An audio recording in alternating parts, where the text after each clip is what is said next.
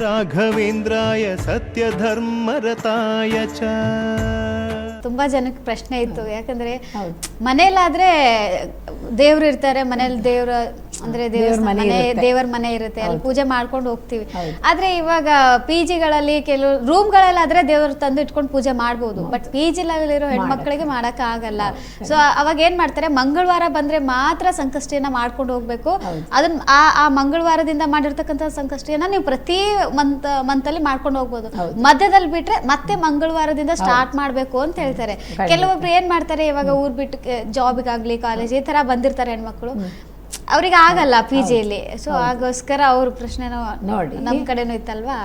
ಖಂಡಿತ ಮಂಗಳವಾರನೇ ಸ್ಟಾರ್ಟ್ ಮಾಡ್ಕೊತಾರೆ. ಏನಕ್ಕೆ ಅಂದ್ರೆ ನಾನು ಆಲ್ರೆಡಿ ಹೇಳಿದೆ ಏನು ಅಂತ, ಮಂಗಳ ಗೌರಿ ಪುತ್ರ ಅವರು ನೋಡಿ, ಗೌರಿ ಪುತ್ರ ಅವರು. ಅದಕ್ಕೆ ಹೇಳೋದು, ಆ ಗೌರಿ ಪುತ್ರನ, ಗಂಗಾ ಪುತ್ರನ, ಪಾರ್ವತಿ ಪುತ್ರನ ಹೇಳ್ಕೊಂಡೇ ಹೋಗ್ಬೋದು, ಆದಿಶಕ್ತಿ ಪುತ್ರನ, ಈ ಥರ ಎಲ್ಲ ವರ್ಣನೆ ಮಾಡ್ತಾರೆ.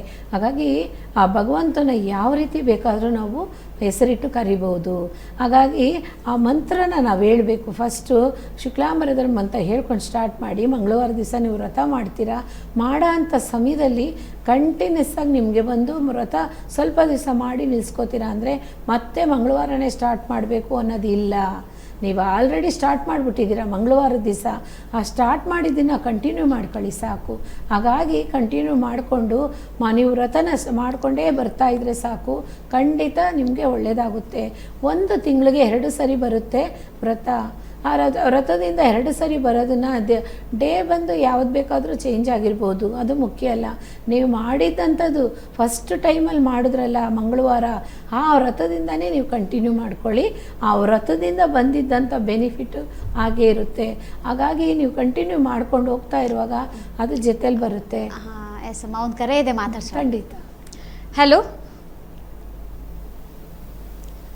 ಹಲೋ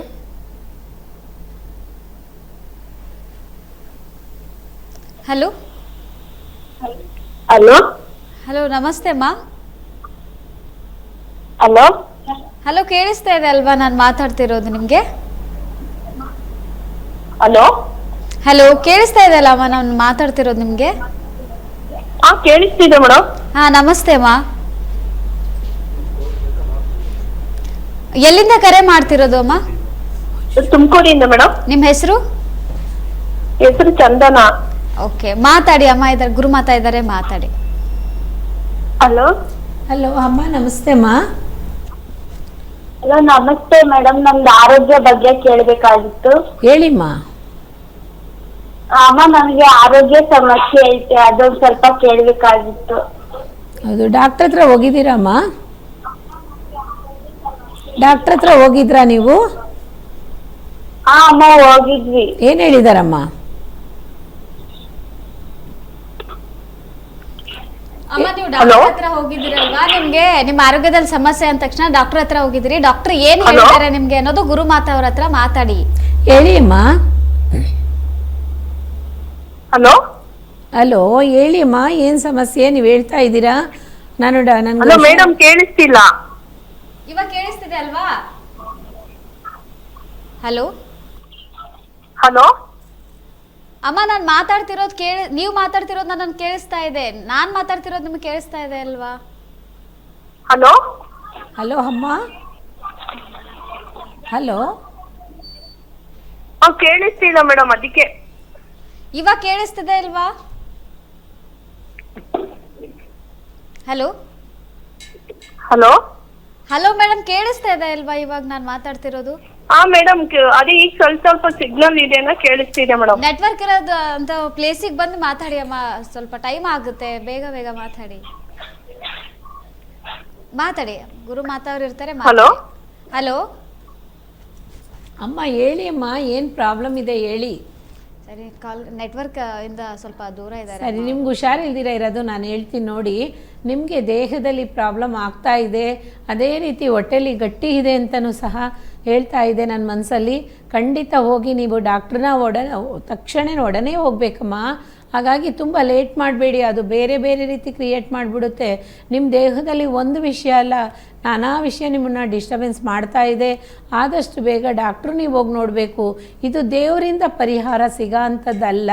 ಖಂಡಿತ ಹೇಳ್ತೀನಿ, ರಾಘವೇಂದ್ರ ಸ್ವಾಮಿಯಿಂದ ಆಗಲಿ ಮತ್ತು ದೇವರಿಂದ ಆಗಲಿ ಸಿಗೋ ಅಂಥ ಒಂದು ಪ್ರಾಬ್ಲಮ್ಮೇ ಅಲ್ಲಮ್ಮ ಇದು. ನೀವು ತಕ್ಷಣವೇ ನೀವು ಡಾಕ್ಟ್ರನ್ನ ನೋಡಬೇಕಾಗಿರೋದೆ. ಆ ಡಾಕ್ಟ್ರನ್ನ ನೋಡಿ ಅವ್ರು ಏನು ಹೇಳ್ತಾರೋ ಪರಿಹಾರ ಖಂಡಿತ ನಿಮ್ಮ ದೇಹಕ್ಕೆ. ಇವಾಗ ಆಪ್ರೇಷನ್ ಸಹ ಒಂದಾಗಿದೆ, ಮತ್ತೊಂದು ಆಗುತ್ತೆ. ಖಂಡಿತ ಹೋಗಿ ನಾವು ನೋಡಬೇಕಮ್ಮ. ಡಾಕ್ಟ್ರ್ ಹೇಳೋದನ್ನು ಕೇಳಿ, ಖಂಡಿತ ಕೇರ್ಲೆಸ್ಸಾಗಿ ಮಾಡಬೇಡಿ, ಹೋಗ್ಬೇಕಮ್ಮ. ನೀವು ಹಂಗೆ ಆದರೆ ನನ್ನ ನಂಬರ್ ತೊಗೊಳ್ಳಿ, ನಾನಿರೋಂಥ ಸ್ಥಳಕ್ಕೆ ಬನ್ನಿ. ಖಂಡಿತ ಅದನ್ನು ಏನು ವಿವರ ಇದೆ ಅನ್ನೋಂಥದ್ದನ್ನು ನಾನು ತಿಳಿಸ್ಕೊಡ್ತೀನಮ್ಮ. ನಮಸ್ಕಾರ ಅಮ್ಮ. ಧನ್ಯವಾದಗಳಮ್ಮ. ಅವರು ಯಾಕಂದರೆ ಅವ್ರಿಗೆ ಕೇಳಿಸ್ತಾ ಇಲ್ಲ ವಯಸ್ಸು ಅವ್ರಿಗೆ. ಎಸ್, ಇವಾಗ ಏನಂದ್ರೆ ಇವಾಗ ಭಾನುವಾರ ಇವತ್ತು ಬೇರೆ ಕಾಲಭೈರವರ ಬಗ್ಗೆ ನಮ್ಗೆ ಹೇಳ್ಕೊಡ್ತೀನಿ ಅಂದ್ರೆ, ಸೊ ಕಾಲಭೈರವರ ಬಗ್ಗೆ ನಮ್ಗೆ ತಿಳಿಸ್ಕೊಡಿ ಸ್ವಾಮಿ. ಕಾಲಭೈರವರ ಬಗ್ಗೆ ಹೇಳಬೇಕು ಅಂದರೆ ತುಂಬ ಇದೆ ಮಂತ್ರಗಳೆಲ್ಲ. ನಾನು ಅಷ್ಟೊಂದೇನು ಉಚ್ಚಾರಣೆ ಮಾಡೋದಿಲ್ಲ, ಹಾಗಾಗಿ ನಾನು ರಾಯರ ಮಂತ್ರಗಳನ್ನೇ ಹೇಳಿಬಿಟ್ಟು ಎಲ್ಲನೂ ನಾನು ಮಾಡ್ಕೊಳ್ಳೋ ಅಂಥದ್ದು. ಪೂಜ್ಯಾಯ ರಾಘವೇಂದ್ರಾಯ ಸತ್ಯ ಧರ್ಮ ರಥಾಯ ಚ ಭಜತಾಂ ಕಲ್ಪವೃಕ್ಷಾಯ ನಮತಾಂ ಕಾಮಧೇನವೇ. ಈ ಮಹಾಲಯ ಮಹಾನ್ ಮಂತ್ರಾಲಯ ಮಹತ್ವ ಇರೋಂಥದ್ದು, ಅಪಾರ ಪವರ್ ಇರೋ ಅಂಥ ಮಂತ್ರನೇ ನನಗೆಲ್ಲ ಮಂತ್ರನೂ. ಹಾಗಾಗಿ ಕಾಲಭೈರವರ ಬಗ್ಗೆ ಹೇಳಬೇಕು ಅಂದರೆ ನೋಡಿ, ವಿಷ್ಣುಗೂ ಬ್ರಹ್ಮನಿಗೂ ಒಂದು ಪೋಟಿ ಬಂತಂತೆ. ಆಗ ಬಂದಂಥ ಟೈಮಲ್ಲಿ ವಿಷ್ಣು ನಾನು ದೊಡ್ಡವರು ಅಂತ ಇಬ್ಬರಿಗೂ ಜಗಳ ಬಂತಂತೆ. ಆ ಸಮಯದಲ್ಲಿ ಆ ಶಿವ ಪರಮಾತ್ಮ ಬಂದ್ರಂತೆ. ಬಂದಾಗ ಇವ್ರು ದೊಡ್ಡವರು ಅಂತ ಆಡ್ತಾ ಇದ್ದಾರೆ. ಅವಾಗ ಇವ್ರೂ ಅದರಲ್ಲಿ ಸೇರಿಕೊಂಡ್ರಂತೆ. ಹಾಗಾಗಿ ಸೇರಿಕೊಂಡಂಥ ಸಮಯದಲ್ಲಿ ಮೂವಾರಿಗೂ ಪೋಟಿ ಬಂದಿದೆ. ಬಂದಂಥ ಸಮಯದಲ್ಲಿ ಬ್ರಹ್ಮನ ಒಂದು ಮುಖ ಸಹ ಭಗವಂತ ಕಿತ್ಬಿಟ್ಟಿದ್ದಾರೆ. ಕೈಯಿಂದ ಕಿತ್ತಾಗ ಆ ಆಕ್ರೋಶದಿಂದ ಕಿತ್ತಂಥ ಸಮಯದಲ್ಲಿ ಆ ತಲೆನ ಎತ್ಕೊಂಡು ಪ್ರಪಂಚ ಪೂರ ಸುತ್ತಿದ್ದಾರೆ. ಹೇಗೆ ಅಂತಂದರೆ ಆ ತಲೆ ಕೀಳೋದಕ್ಕೆ ಮುಂಚೆ ಬ್ರಹ್ಮನ ಕಣ್ಣಿಗೆ ಒಂದು ಚಿಕ್ಕ ಮಗುವಾಗಿ ಕಾಣಿಸ್ಕೊಂಡಿದ್ದಾರೆ ಶಿವ. ಕಾಣಿಸ್ಕೊಂಡಿದ್ದ ತಕ್ಷಣ ಅದು ಹಾಗೇ ಅವರು ಮಗು ಅಂತ ಇತ್ತು. ಆ ಮಗು ಬಂದ ತಕ್ಷಣ ಆ ಮಗುಗೆ ಹೇಳಿದ್ದಾರೆ ಅವರು ಕಾಲಭೈರವ ಅಂತ ಹೆಸರಿಟ್ಟಿದ್ದಾರೆ. ಹಾಗಾಗಿ ಬ್ರಹ್ಮ ಇಟ್ಟಿದಂಥ ಹೆಸರು. ಹಾಗಾಗಿ ಕಿತ್ತಂಥ ಸಮಯದಲ್ಲಿ ಅವ್ರಿಗೆ ದೋಷ ಬಿತ್ತಂತೆ ಶಿವನಿಗೆ ಬ್ರಹ್ಮನಿಂದ. ಆ ದೋಷಕ್ಕೋಸ್ಕರ ತಲೆನ ಹಿಡ್ಕೊಂಡು ಪ್ರಪಂಚ ಪೂರ ಸುತ್ಕೊಂಡ್ಬಂದಿದ್ದಾರೆ. ಸುತ್ಕೊಂಡ್ಬಂದ್ರೇನು ಒಂದು ಬರ್ತಾ ಹಿಡ್ಕೊಂಡೇ ಸುತ್ತಿದ್ದಾರೆ. ಅದನ್ನೇನು ಮಾಡಬೇಕು ಅಂತಲೂ ಸಹ ಗೊತ್ತಿರಲಿಲ್ಲ.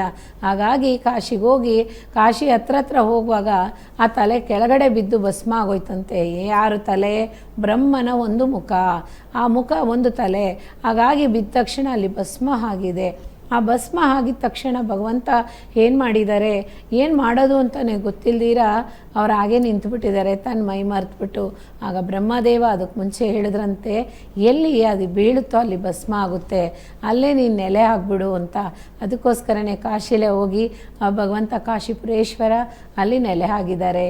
ಆವಾಗ ಹೇಳಿದ್ರಂತೆ, ಬರೋ ಅಂಥವ್ರಿಗೆಲ್ಲ ನೀನು ಮೋಕ್ಷ ಕೊಡು ಅಂತ ಬ್ರಹ್ಮದೇವರು ಹೇಳಿದ್ರಂತೆ. ಹಾಗಾಗಿ ನೀನೇ ನಮ್ಮ ಮೂವಾರಿಗಿಂತ ನಾವು ಮೂವಾರಿದ್ದೀವಿ, ನಮ್ಮ ಮೂವಾರಲ್ಲಿ ನೀನೇ ದೊಡ್ಡವನು, ನೀನೇ ಎಲ್ಲನೂ ಅಂತ ಹೇಳಿ ಆ ಭಗವಂತನ ಹತ್ರ ವಿಷ್ಣು ಭಗವಂತನೂ ಬ್ರಹ್ಮದೇವರು ಹೇಳಿದ್ರಂತೆ. ಹಾಗಾಗಿ ನೀನು ಇಲ್ಲಿ ನೆಲೆಗೊಂಡು ಯಾರೇ ಬಂದ್ರೂ ಸಹ ಇಲ್ಲಿ ಯಾವುದೇ ಒಂದು ದೇಹ ಒಂದು ಆತ್ಮ ದೂರ ಆದ್ರೂ ಸಹ ಇಲ್ಲಿ ಭಸ್ಮನೆ ಮಾಡಬೇಕು ಅಂಥದ್ದು ಸಹ ಬ್ರಹ್ಮದೇವರು ಹೇಳಿದ್ರಂತೆ. ಅದಕ್ಕೆ ನೋಡಿ ಕಾಶಿಲಿ ಯಾರೇ ಹೋಗಿ ಎಂಥವರೇ ಹೋದ್ರೂ ಸಹ ಅಲ್ಲಿ ಪ್ರಾಣ ಹೊರಟೋಯ್ತು ಅಂದ ತಕ್ಷಣ ಅವ್ರಿಗೆ ಮೋಕ್ಷ ಕೊಡೋಂಥದ್ದು ಅಲ್ಲಿ ದಹನ ಮಾಡ್ತಾರೆ. ಹಾಗೆ ಅಂತಂದರೆ ಅದನ್ನು ಅಗ್ನಿಸ್ಪರ್ಶ ಮಾಡಿಬಿಡ್ತಾರೆ.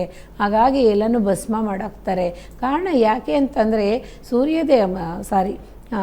ಶಿವ ಬಂದು ಆ ಬ್ರಹ್ಮದೇವ್ರನ್ನ ತಲೆನ ತಗೊಂಡೋಗಿ ಅಲ್ಲಿ ಹಾಕಿದಂಥ ಸ್ಥಳದಲ್ಲಿ ಯಾವಾಗ ಅವರು ಸುಟ್ಟು ಭಸ್ಮ ಆದರೂ ಅದಕ್ಕೋಸ್ಕರನೇ ಹೋಗೋಂಥವ್ರಿಗೆಲ್ರಿಗೂ ಆ ಭಸ್ಮ ಥರನೇ ಆಗಬೇಕು ಅಂತ ಅನ್ನೋಂಥದ್ದು ಇದೆ.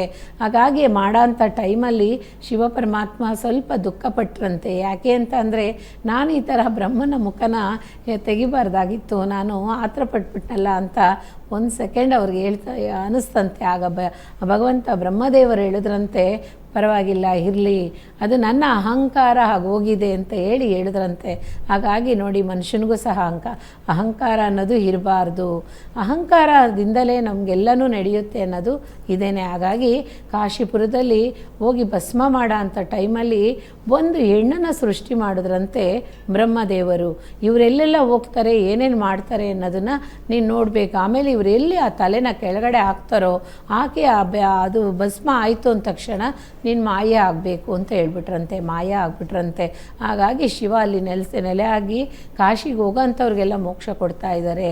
ಹಾಗಾಗಿ ಮೋಕ್ಷ ಪರಮಾತ್ಮ ಅವರು ನೋಡಿ ರುದ್ರದೇವರು ಅವ್ರಿಗೆ ಹೆಸರು ಸಹ. ಯಾಕೆ ರುದ್ರದೇವರು ಅಂದರೆ ನೋಡಿ ರುದ್ರ ಭೂಮಿ ಅಂದ್ರೇ ರುದ್ರ ಇರೋಂಥ ಭೂಮಿ ರುದ್ರಭೂಮಿ. ಹೋಗ ಅಂಥವ್ರಿಗೆಲ್ಲರಿಗೂ ಸಹ ರುದ್ರ ಭೂಮಿಲಿನೇ ಸಹ ಅವ್ರಿಗೆ ಎಲ್ಲನೂ ಸ್ಮಶಾನ ಅಂತಲೂ ಕರೀತಾರೆ.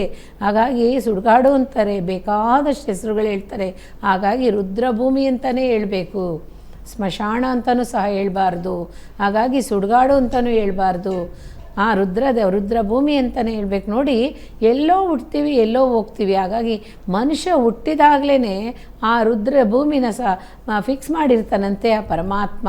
ಹಾಗಾಗಿ ಆ ಪರಮಾತ್ಮ ಹೇಳಿದನೋ ಒಂದೂರಲ್ಲಿ ಹುಡ್ತೀವಿ ಒಂದೂರಲ್ಲಿ ಹೋಗ್ತೀವಿ. ಒಬ್ಬೊಬ್ಬರು ಅದೇ ಊರಲ್ಲಿ ಹುಟ್ಟಿತಾರೆ, ಅದೇ ಊರಿಗೆ ಹೋಗ್ತಾರೆ.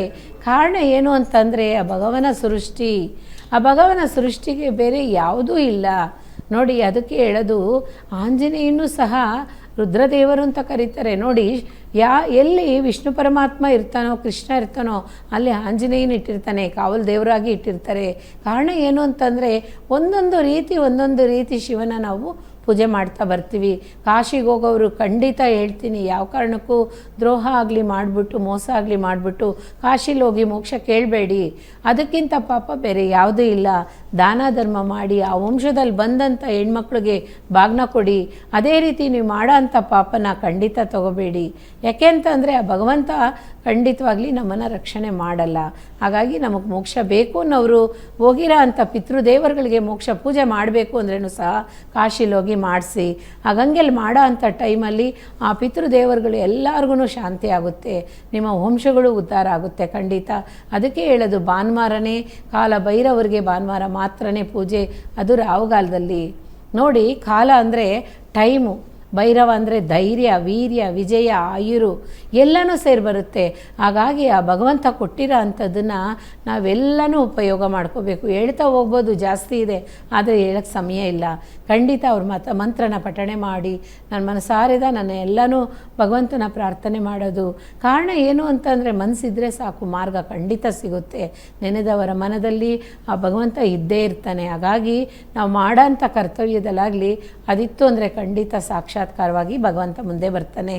ನೋಡಿ, ಕಾಲ ಭೈರವರಿಗೆ ಏನು ಪೂಜೆ ಮಾಡಬೇಕು ಅಂತ ಅಂದರೆ ನೋಡಿ, ಆರೋಗ್ಯ ಸರಿ ಇಲ್ಲ, ಕಿಡ್ನಿ ಪ್ರಚನೆ ಇದೆ, ಹಾರ್ಟ್ ಅಟ್ಯಾಕ್ ನಮಗೆ ಬರ್ತಾ ಇದೆ, 2 ಸರಿ ಬಂದುಬಿಡ್ತು, ಈ ಥರ ಎಲ್ಲ ಭಯ ಬಂದಿರುತ್ತೆ.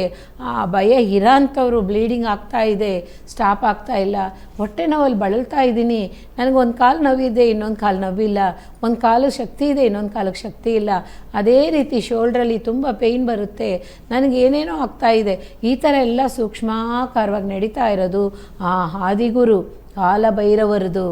ಹಾಗಾಗಿ ನಮ್ಮ ಕಾಲದಲ್ಲಿ ನಾವು ಚೆನ್ನಾಗಿರಬೇಕು ಅಂದರೆ ಆ ಭೈರವರ ಹತ್ರ ಹೋಗಬೇಕು, ಭೈರವರ ಹತ್ರ ಪ್ರಾರ್ಥನೆ ಮಾಡಿ. ಇದಕ್ಕೆ ನಾವು ಜಾತಿ ಕುಲ ಮತನೇ ನೋಡಬಾರ್ದು. ಕಾರಣ ಏನು ಅಂದರೆ ಎಲ್ಲರಿಗೋಸ್ಕರನೇ ಕಾಲನ ಸೃಷ್ಟಿ ಮಾಡಿದಂಥ ಭಗವಂತ. ಹಾಗಾಗಿ ಅವ್ರನ್ನ ಹೋಗಿ ಪ್ರಾರ್ಥನೆ ಮಾಡೋದ್ರಿಂದ ನಮ್ಮ ಕಾಲಗಳು ಚೆನ್ನಾಗಿರುತ್ತೆ. ನಾವು ಮುಂದೆ ಹೋಗೋಂಥ ಟೈಮು ಸಹ ಒಳ್ಳೆಯದಾಗಲಿ ಅಂತ ಭಗವಂತನಲ್ಲಿ ಏನು ನನಗೆ ಕೊಟ್ಟಂಥ ಜ್ಞಾನನ ನಿಮ್ಮ ಮುಂದೆ ಇಟ್ಟಿದ್ದೀನಿ. ಆ ಕಾಲಭೈರವರ ಹತ್ರ ಹೋಗಿ ಎಲ್ಲರಿಗೂ ಒಳ್ಳೆಯದಾಗಲಿ, ಆ ಭಗವಂತ ಆಶೀರ್ವಾದ ಮಾಡಲಿ. ಎಸಮ್ಮ, ಇವಾಗ ಕಾಲಭೈರವನ ಬಗ್ಗೆ ಮಾತಾಡ್ತಿದ್ದೀವಿ. ಶಿವನಿಗೆ ಪ್ರತಿಯೊಬ್ಬರು ಅಂದರೆ ಇವಾಗ ಭೇದ ಭಾವ ಇರಲ್ಲ. ಇವಾಗ ದೆವ್ವ ಭೂತಗಳಂತೀವಿ, ಅದರಿಂದ ಮುಕ್ತಿ ಕೊಡ್ತಾರೆ. ಈಗ ವಿಘ್ನೇಶ್ವರನಾಗಲಿ, ರಾಘವೇಂದ್ರ ರಾಯರ ಬಗ್ಗೆ ಆಗಲಿ, ಈಗ ಬೇರೆ ಬೇರೆ ದೇವರ ಬಗ್ಗೆ ಹೇಳೋದಾದ್ರೆ ದೆವ್ವ ಭೂತಗಳಿಂದ ನಮಗೆ ಮುಕ್ತಿಯನ್ನು ಕೊಡ್ತಾರೆ ಅನ್ನೋದು. ಬಟ್ ಶಿವನ ಒಂದು ವಿಷಯದಲ್ಲಾದರೆ ಆ ರೀತಿ ಇಲ್ಲ, ಎಲ್ರಿಗೂ ಕೂಡ ಒಂದೇ ರೀತಿಯಾಗಿ ನೋಡ್ತಾರೆ ಅನ್ನೋದಿದೆ. ಈಗ ಅಂದರೆ ಆತ್ಮಗಳನ್ನ ಕೂಡ ತನ್ನ ಮಕ್ಕಳಂತೇಳಿ ಈ ರೀತಿಯಾಗಿ ನೋಡ್ಕೊಳ್ತಾರೆ ಶಿವ ಅನ್ನೋದು ಕೂಡ ಇದೆ ಕಥೆಗಳಲ್ಲಿ. ಸೊ ಇದನ್ನ ಬಗ್ಗೆ ನೋಡೋದಾದ್ರೆ ಯಾಕೆ ಈ ರೀತಿ ಅನ್ನೋದು ನಮ್ಗೆ ನೋಡಿ, ಒಳ್ಳೆಯ ಪ್ರಶ್ನೆ ಕೇಳ್ತಾ ಇದ್ದೀರಾ. ಆತ್ಮಗಳು ಯಾರು ಸೃಷ್ಟಿ ಮಾಡಿದ್ರು ಆ ಭಗವಂತ, ಆ ಸೃಷ್ಟಿ ಮಾಡಿದ್ದಂಥ ಆತ್ಮ ನೋಡಿ ಎಲ್ಲನೂ ಕಣ್ಣಿಂದ ನಾವು ನೋಡ್ಬೋದು. ಆತ್ಮ ಮಾತ್ರ ನಮ್ಮ ಕಣ್ಣಿಗೆ ಕಾಣಿಸ್ತಾ ಇಲ್ಲ, ಅವರೇ ಭಗವಂತ. ನೋಡಿ, ನಮ್ಮ ಕಣ್ಣಿಗೆ ಏನು ಕಾಣಿಸಲ್ವೋ, ನಮಗೆ ಮೀರಿ ಮೇಲೆ ಏನು ಪವರ್ ಇದೆಯೋ ಅದೇ ಭಗವಂತನಾಗಿ ನಾವು ಪ್ರಾರ್ಥನೆ ಮಾಡ್ತೀನಿ ಇಲ್ವಾ. ಅದು ನೀರಾಕಾರ. ಯಾಕೆ ಅಂತಂದರೆ ಕಣ್ಣಿಗೆ ಕಾಣಿಸೋದೇ ಇಲ್ಲ. ನಾವು ನೀರಲ್ಲಿ ಓದ್ತಾ ಇದ್ರೂ ಸಹ ನೀರು ಕಲರಾಗಿ ಕಾಣಿಸುತ್ತೆ. ಒಂದು ಟೈಮ್ ನೋಡಿದ್ರೆ ಬ್ಲ್ಯಾಕ್ ಆಗಿರುತ್ತೆ, ಒಂದು ಟೈಮ್ ನೋಡಿದ್ರೆ ಲೈಟಾಗಿ ಬ್ಲೂ ಆಗಿರುತ್ತೆ, ಒಂದು ಟೈಮ್ ನೋಡಿದ್ರೆ ಕಪ್ಪು ಕಲರಾಗಿ ಕಾಣಿಸುತ್ತೆ. ಸೂರ್ಯನ ಬೆಳಕು ಬರೋ ಅಂಥ ಟೈಮಲ್ಲಿ ಡಿಫ್ರೆಂಟಾಗಿ ಒಂದೊಂದು ರೀತಿ ಕಾಣಿಸ್ತಾ ಇರುತ್ತೆ. ಯಾಕೆ ಅಂತಂದರೆ ನಮ್ಮ ಮನಸ್ಸಲ್ಲಿರೋ ಅಂಥದ್ದನ್ನು ಆ ಗಂಗೆಲು ರೂಪದಲ್ಲೂ ಸಹ ತೋರಿಸ್ತಾಳಂತೆ. ಹಾಗಾಗಿ ಆ ಆತ್ಮಕ್ಕೆ ಯಾವುದೂ ಇಲ್ಲ ಭೇದ ಭಾವ. ಆ ಭಗವಂತ ಶಿವ ನೋಡಿ, ಒಂದು ಆತ್ಮ ಹೋಯ್ತು ಅಂದರೆ ಶಿವನ ಕಣ್ಣಲ್ಲಿ ನೀರು ಬರುತ್ತಂತೆ. ಯಾಕೆ ಅಂತಂದರೆ ಆಹಾ ಸೃಷ್ಟಿ ಆಯಿತು, ಇವಾಗ ಲಯ ಮಾಡುವಾಗ ಮನಸ್ಸಲ್ಲಿ ನೋವಾಗ್ತಾ ಇದೆ, ಅದನ್ನು ಯಾಕೆ ತಗೊಳ್ಳೋದು ಅಂತ ನೋವಾಗ್ತಾ ಇದೆ, ಅದನ್ನು ಇನ್ನು ಸ್ವಲ್ಪ ದಿವಸ ಬಾಳಕ್ಕೆ ನಾವು ಬಿಡೋಣ ಅಂತಾರಂತೆ.